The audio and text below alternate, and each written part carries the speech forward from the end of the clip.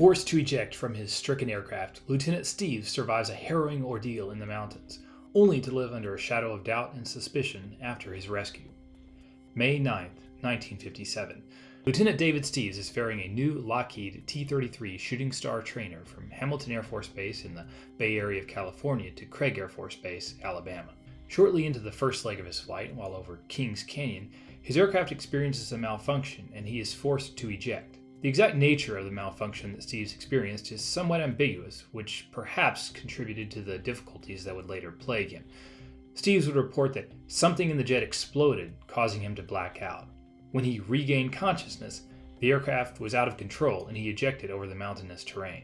Kings Canyon is a 461,000-acre, 186,000-hectare park located in eastern California in an area that has been referred to, perhaps rather sensationally, as the Nevada Triangle. Kings Canyon encompasses part of the Sierra Nevada mountains, which includes Mount Whitney, the highest mountain in the continental United States. Setting aside the rather dramatic comparisons to the Bermuda Triangle, numerous aircraft have indeed crashed in the area, and a few of them have been lost for many years. Steeves' parachute is damaged, with 2 panels burned away, a fact that may later yield insight into the nature of his mishap. However, this causes him a rough landing, and his ankles are badly injured. Having landed in Ducey Basin at around 12,000 feet of elevation, Steeves takes shelter behind a rock for 4 days before giving up on rescue and spending the next 15 days crawling across 20 miles of mountain range without food. His only sustenance is water from the snow. The weather is often freezing, and, having worn only the standard summer weight flight suit on his fateful flight, Steeves drags his parachute with him as he goes, using it to stay warm. It is a hellish experience.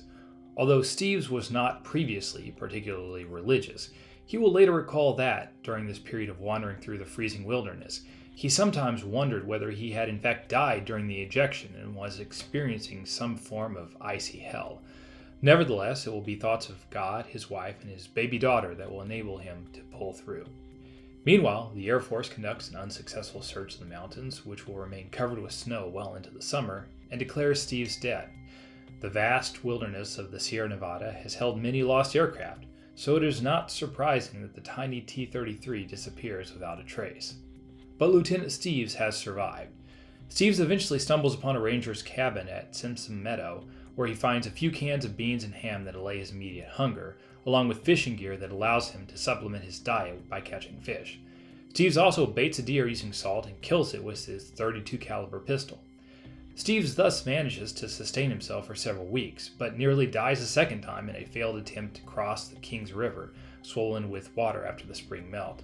Finally, on July 1, 1957, 54 days after ejecting from his T-33, Steeves encounters a group of campers on horseback near Granite Basin and is rescued from his predicament, having lost 40 pounds of body weight.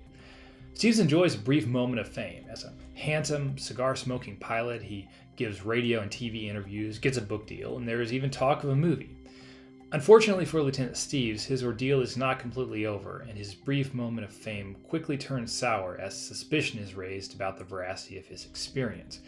In August, the Saturday Evening Post withdraws the $10,000 contract for his story. Apparently, an editor at the paper found discrepancies in Steeves' account. This being 1957, with Cold War tensions and paranoia running hot, and without the wreckage of his T-33, there is some speculation that Steeves may have actually landed the aircraft in Mexico or otherwise sold the jet to the Soviets, and the official Air Force investigation report even identifies hoax as a possible cause of the loss of his aircraft. However, it is not the Air Force that causes Steeves' subsequent difficulties. The media that once embraced Steeves now pounces on the sensational, if nonsensical, idea that Steeves may have lied about his experience. Steeves accompanies a reporter on a hike into Kings Canyon later in the summer of 1957, but is unable to retrace his route, the landscape having changed with the snow melt. Thus, the brief moment of fame that Steeves enjoyed after he emerged from the wilderness is quickly overtaken by disappointment. Not only is his name charred and the book deal canceled, but his marriage falls apart, though for reasons only tangentially related to his ordeal. Although no charges are brought against him as a result of the accident investigation, Steeves requests discharge from the Air Force and subsequently establishes an aviation business in Fresno, California, not far from the Sierra Nevada mountain range. The public accusations and indirect official skepticism about his story must have weighed heavily on Steeves, as, during the ensuing years, he uses his spare time and money making repeated flights and hiking forays into the area, seeking physical evidence of his ordeal to vindicate himself. Steeves' account will finally be validated 20 years later in 1977 when a group of Boy Scouts hiking in Ducey Basin discover an aircraft canopy that is eventually confirmed by serial number to have come from Steeves' aircraft. Unfortunately, this vindication will come too late for Steeves, who dies in a flying accident in 1965, having never truly cleared his name. Given the physical proof in the form of the aircraft canopy that was discovered by the Boy Scouts, there's no reason to doubt the gist of Steeves' survival story. Having separated from the aircraft when Steeves initiated the ejection sequence, the canopy could be miles from the wreckage of the rest of the aircraft, so it is not surprising the main body of wreckage has not been discovered nearby. The rangers at Kings Canyon also apparently found evidence of some of his journey and believed him. And given the rugged and frequently snow-covered terrain that he journeyed through for weeks, it is again not surprising that his exact route is difficult to reconstruct. The idea that Steeves would be able to sell his aircraft to the Soviets should have held little weight for informed observers who would recognize that an unarmed trainer like the T-33, without advanced avionics or weapon systems and already almost 10 years into its service life, would be of little interest to the Soviet intelligence services. As a side note, during the Korean War, the Soviets had already obtained a largely intact F-86 Sabre, a much more advanced fighter than the F-80 upon which the T-33 was based. So again, there's no reason that the Soviets would want to buy this from him. Nevertheless, the official report from the Air Force Accident Investigation into the loss of the T-33 lists perpetuating a disappearance as one of the three possible causes. In retrospect, it seems puzzling that the Air Force would consider this worth listing as a potential explanation. As noted, the theory that Steeves sold the aircraft to the Soviets did not seem plausible. It is also strange that the investigating officers would find the disappearance of an aircraft suspicious, as multiple aircraft had gone missing in the Sierras in recent decades. For example, an AT-7 trainer, the Twin Beach Model 18, that crashed in 1942 was not discovered until 1947, and a B-24 that had disappeared in 1943 was still missing when Steeves' ordeal occurred in 1957. It is worth emphasizing that the Air Force did not formally accuse or discipline Steeves, and his commander was quoted as saying that he did not doubt Steeves' integrity or his account of survival. If anything, it seems that the Air Force bears some responsibility for rather quickly giving up on Lieutenant Steeves. The aerial search effort following his crash was significantly hampered by weather that prevented flight operations on multiple days. The search effort even identified some apparent aircraft wreckage that was not known from previous wreck sites, but ground parties were unable to reach these locations to obtain further details due to the terrain and visibility conditions. Evidently, any helicopters available to the Air Force rescue units were not capable of safe operation at the high altitudes in the Sierras.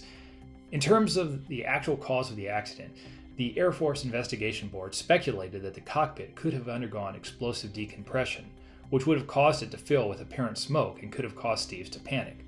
Something like this would indeed at least tighten the sphincter of even the most experienced pilot, but wouldn't by itself cause the jet to crash. It's worth noting that, for his age and rank, Steeves was a fairly experienced pilot at the time of his accident, with over 900 hours total, including more than 500 in the T-33. Aside from the crash being a lie or hoax, the other possibility that the board identified was that fuel fumes from the gas tank located behind the back seat could have leaked into the cockpit and ignited, causing a brief explosion that could have knocked Steeves unconscious. This possibility could also explain why two of Steeves' parachute panels were burned out. Regardless of the exact cause of the crash, the location of the main body of wreckage is a final mystery in this story. While descending under his parachute, Steeves apparently did not see his aircraft crash, and it is even possible that the aircraft continued flying after he ejected. Even if the T-33 was plummeting toward the ground when Steeves ejected, it is within the realm of possibility that the change in weight and airflow from the ejection could have caused the aircraft to regain stable flight. There have actually been instances of this happening with other aircraft. In some cases, such ghost planes have continued to fly for great distances before crashing due to fuel exhaustion. If this happened to Steeves' T-33, the jet could have finally crashed many miles from Ducey Basin. Conceivably, the now unmanned aircraft could have ended up on a westbound route and even reached the Pacific Ocean nearly 200 miles away. That possibility aside, it does seem most likely, on balance, that the T-33 crashed somewhere in the Sierra Nevada mountains. And despite a few amateur search efforts in the subsequent years, this remains an enduring aviation mystery. This has been Aviation Horrors. Thanks for listening. What do you think happened to Steeves T-33? Let me know in the comments below.